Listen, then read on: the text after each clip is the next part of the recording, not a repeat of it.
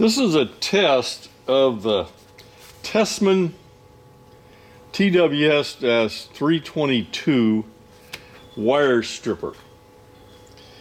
Now, it says it's multifunctional, okay. How it operates like that. There's also, there's got a cutter on it right here. With a little blade right there. That's kind of neat because it is a bypass cutter, so it cuts real easy. These things a little farther down are crimpers. I found the crimpers to be kind of, I guess they work, but not very good. It just didn't seem to work very good.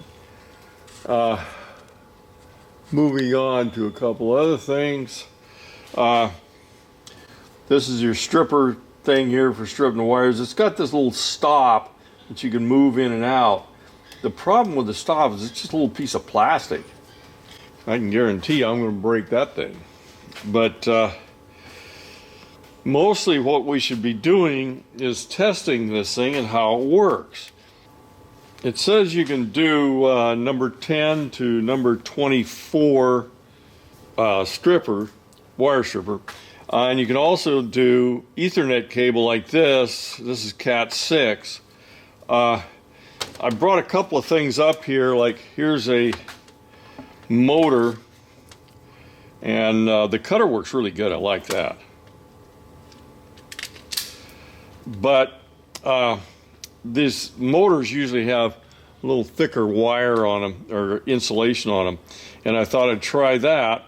Now I've got this set, there's a little dial thing in here, and it's set to clamp down as far as it can. Now I find the dial to be useless for anything because it just slips, even at this setting. But let's see what this does here. Okay, not so good, not so good.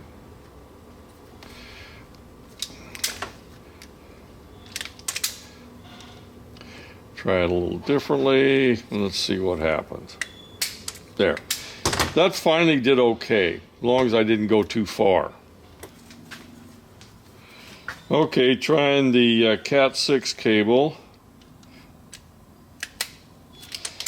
Yeah, that's not too bad, as long as you don't go too far. If you try to go a long way, it's not going to work.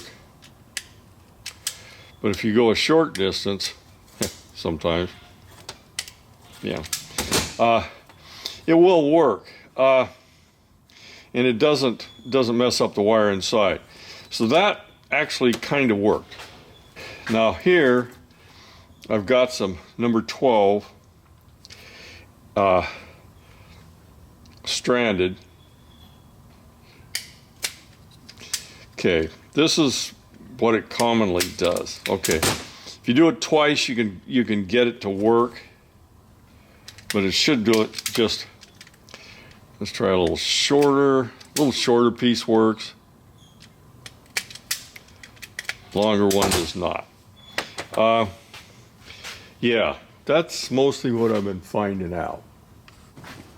Okay, one thing I did find that it worked pretty good at was thermostat.